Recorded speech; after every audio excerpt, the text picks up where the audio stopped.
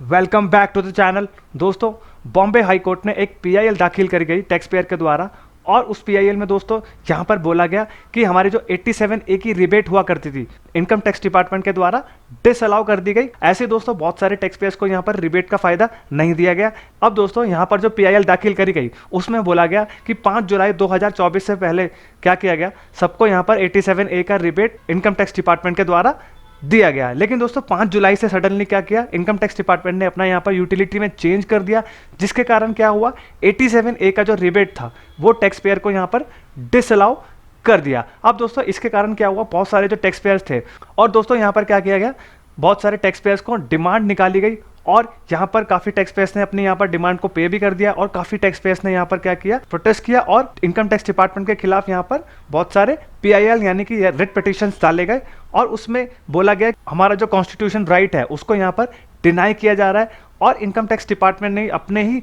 जो एक्ट है उसमें भी कॉन्ट्रडिक्ट कर दिया कि यहाँ पर रिबेट तो मिलनी चाहिए, लेकिन यहाँ पर वो रिबेट को डिसअलाउ कर रहे हैं। तो दोस्तों इसी पीआईएल को हम लोग यहाँ पर डिस्कस करेंगे और देखेंगे कि बॉम्बे हाई कोर्ट ने यहाँ पर फाइंडिंग्स को क्या दिया है, और यहाँ पर बॉम्बे हाई कोर्ट ने इनकम टैक्स डिपार्टमेंट को डायरेक्शंस भी दिए हैं कि आप अपना यहाँ पर जो 31 दिसंबर का डेट है उसको यहाँ पर बढ़ा के कुछ और डेट कर देनी चाहिए। अब दोस्तों मैं एक चीज़ और बता देता हूँ, ये दोस्तों फाइनल ऑर्डर नहीं है, ये दोस्तों इंटरिम ऑर्डर है, और दोस्तों जब फाइनल ऑर्डर आएगा तो उसका भी हम लोग यहाँ पर वीडियो बना करके आपको पूरा इंटीमेट कर देंगे। तो दोस्तों मैं हूँ कशिश from tax and accounts burner, जहाँ हम बात करते हैं अकाउंटिंग, टैक्सेशन एंड फाइनेंसिस की। तो दोस्तों वीडियो को कंटिन्यू करते हैं।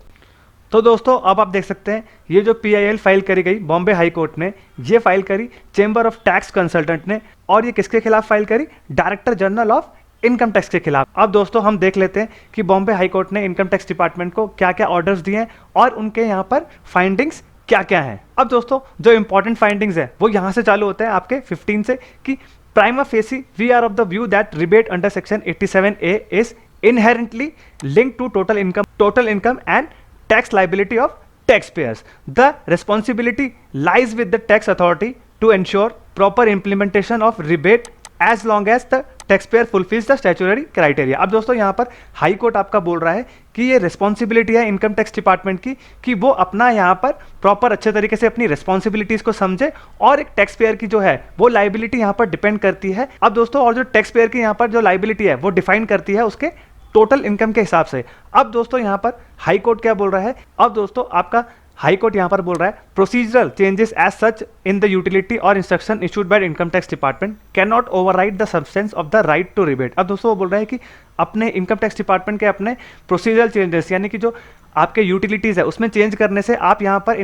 टैक्स पेयर को उनका राइट यहाँ पर डिनाई नहीं कर सकते हैं। एनी एक्शन और inaction on the part of tax authorities limit that ability of the taxpayers to avail this statutory benefit is arbitrary and violative of the rule of the law। अब दोस्तों वो बोल रहे हैं कि कोई भी एक्शन जो होगा इनकम टैक्स डिपार्टमेंट का वो यहाँ पर ये डिफाइन नहीं कर सकता कि जो एक टैक्स पेयर है उसने यहाँ पर कोई किसी लॉ का यहाँ पर उल्लंघन किया है और या उसने कोई लॉ को वायलेट किया है। अब दोस्तों यहाँ पर आपका बोल रहा है taxpayer should not bear the consequences of the administrative inefficiency और unilaterally executive action that determine the legislative intent behind 87A। और दोस्तों आपका हाई कोर्ट यहाँ पर यह बोल रहा है कि इनकम टैक्स डिपार्टमेंट की जो इनएफिशिएंसी है उसका यहाँ पर खामियाजा टैक्स पेयर को भुगतना पड़ रहा है, जिसके कारण क्या हो रहा है, उनका जो रिबेट है वो उनको यहाँ पर नहीं दिया जा रहा है। अब दोस्तों यहाँ पर 16 पॉइंट आपका बोल रहा है कि it is well settled that statutory benefit must extended in the manner that aligning with the objective of the legislature. In this regard the procedural changes that deprive the taxpayer of such benefits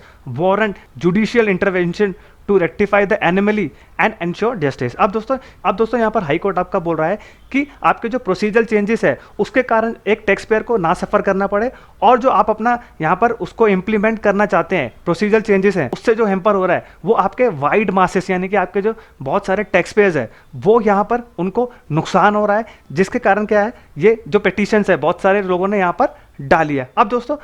high court ये भी बोल रहा है कि आपके जो procedural changes आप करना चाहते हैं उसके कारण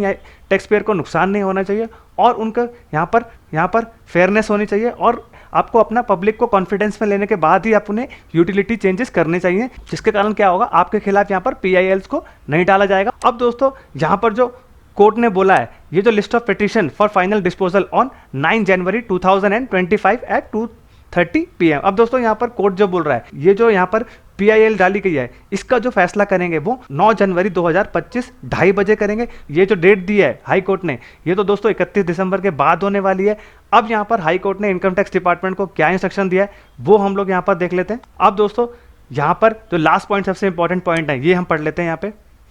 Based on the above discussion by the interim relief respondent, CBDT is hereby directed to forthwith issue requisite notification under section 119 of the Act, extending the due date of filing income tax return in relation to assessee who are required to file return of income by 31st December 2024। अब दोस्तों यहाँ पर high court income tax department को directions दे रहा है, आपका जो 31 दिसंबर का ड्यू डेट फाइलिंग का लास्ट डेट है, वो आप यहाँ पर सेक्शन 119 में उसको यहाँ पर नोटिफिकेशन के जरिए आप जारी करिए, और जो डेट है वो आपका यहाँ पर 15 जनवरी तो एटलीस्ट यहाँ पर एक्सटेंड करनी चाहिए डेट, जिससे कि वो PIL का भी फैसला हो जाए और यहाँ पर टैक्स पेयर को भी अपना रिटर्न फाइल करने का मौका दिया जाए, जिससे कि उनकी जो अपॉर्चुनिटी है रिबेट लेने की या रिफंड की, वो लॉस ना हो जाए। तो दोस्तों आई होप आपको समझ में आ गया होगा कि इनकम टैक्स डिपार्टमेंट को यहाँ पर